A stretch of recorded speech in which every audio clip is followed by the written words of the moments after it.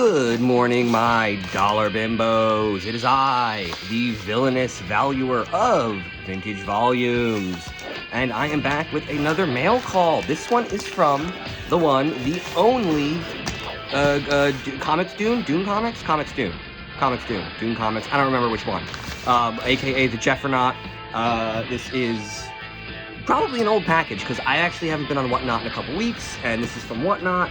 So I have literally no idea what I bought. I was probably in some sort of drug-induced paranoia, randomly clicking buttons. And there's also like a 30% chance that there are nudes in here, because like I've been like sending Jeff a lot of like winky faces, you know, and like just like Cash App tips. So like I'm hoping he just gets the picture and kind of ponies up. I want to see. I'm paying Jeff for a picture of himself wearing nothing but an Infinity Gauntlet. So if that's in here, I'm gonna have to shut the video down, of course, because you don't get to see that without paying. Okay, oh, well, it's like in the camera. Okay, what do we have? First of all, as always, expertly packed, you know, very secure, super secure. Also, didn't use a shitload of tape. Sometimes we'll just use way too much tape, and it's a real pain in the ass to get to, but I don't know. He's so good at packaging comics. I swear to God, like, this is old. I ordered this weeks ago, and it's been sitting here for weeks, but I swear, every time I order anything from Comic Dunes on WhatNot, it shows up, like, 36 hours later, like a time frame that almost seems impossible. So, here we go. Now we're into the shit. We're into the real package. There we go. I'm almost there. I feel like the more packaging there is, the more likely it is to be a nude. Is that true? Is that how it goes? I also wonder what I bought. I really don't remember. Okay, we're getting there. We're almost in it. We're almost in it. Boom.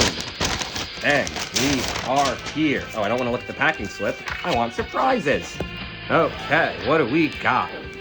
Number one. Okay, so I kind of, you know, I had to sell my giant size X-Men number one. You know, the value went up as, you know, I basically lost any real job I would have had because of the pandemic. And so I had to sell my giant size number one. So I'm just gonna buy the homage. Every time I see the homage, I will buy it. This is just me filling in an uncanny run. Bishop is one of my favorite characters since I've known him all my life. I grew up with him. He's a great guy. He got trapped back in the 90s and opened a comic book shop in the town I grew up in. Great guy. Real guy. My comic book shop was run by a guy named by Bishop. So yeah. So the idea is I'm trying to fill in a run around 282, which is, you know, the previous issue to this, which is his first appearance. I just love it. This is just stupid. I was a goth kid in middle school. Big vampire. I was like, it's, this is the movie. Fuck this. This is the movie. It's the hacky one. Really, the Vampire Lestat. You know, the Vampire Chronicles Volume 1 was the real book that defined my youth. Then we got this. This is just some stupid crap book that, I don't know, a bunch of losers are pretending that this is a good book or valuable, and it just isn't. But whatever, like I said, Jeff has good prices, so he was selling this for the price it should have been, which isn't very expensive, so I got it. These are great books. I mean, I probably have 5 or 10 of each of this, because there was all the 30, there were what, 4 or 5? Spider-Man, there was Spider-Man, adjectiveless, the OG Amazing, Spectacular, and Web of. Although at this point there might also have been Spider-Man Unlimited. Was this post-Maximum Carnage? I can't really tell. But there was at least 4 or 5 of these books that all had the same weird hologram sticker on the cover with the webbing around it. And I would just buy them all the time. Anytime I would see them in a dollar bin, I would buy them. And now they're up to like $5 books. I still kind of buy them because they're cool. I don't know, this is just some cool X Factor. Like, I always liked... Apocalypse is such a weird character to me because he kind of is this weird Deus Ex Machina. He's like a cosmic being that only exists on Earth. Does that make sense? Like, he's damn near omnipotent. But not just like super strong. He can just make weird things happen. He can be anybody. He can change somebody into somebody else. Like, very interesting stuff. And I would like to apologize for this one. This is bad. I shouldn't have bought this. I shouldn't have sent Jeff the positive metric. We should never buy this. I shouldn't have bought this the first time I bought it on the shelf as a child.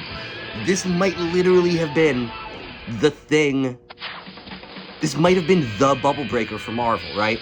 So for DC, we always talk about how the death of Superman and the breaking of the Bat are like the 90s things. Like basically Death of Superman was the thing that burst the bubble on the DC side. I think it's this shit on the Marvel side. I think the Clone Saga shook off everybody. I think these were and anyone who was reading Spider-Man books before this, by the way, I wasn't. I was a kid. This was the first thing going on when I was coming into this. So like anybody reading books before that was reading these and thought they were trash. And then you have idiots like me just buying, as like an 11-year-old, just buying cool looking shit like this. And it's the buying the cool looking shit kind of defunded the writing.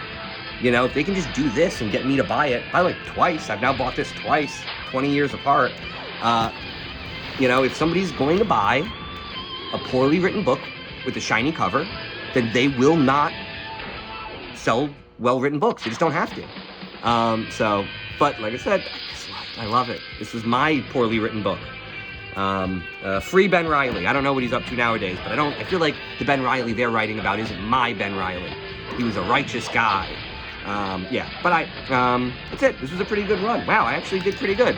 Way to go, me. I had really no idea what I bought. This was way too long ago, but this to me is the weirdest one that makes the least sense.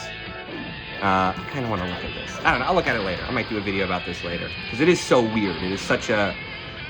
It's an ad, it's a product placement, it's a movie tie-in, it's every weird, cynical marketing trope in one book.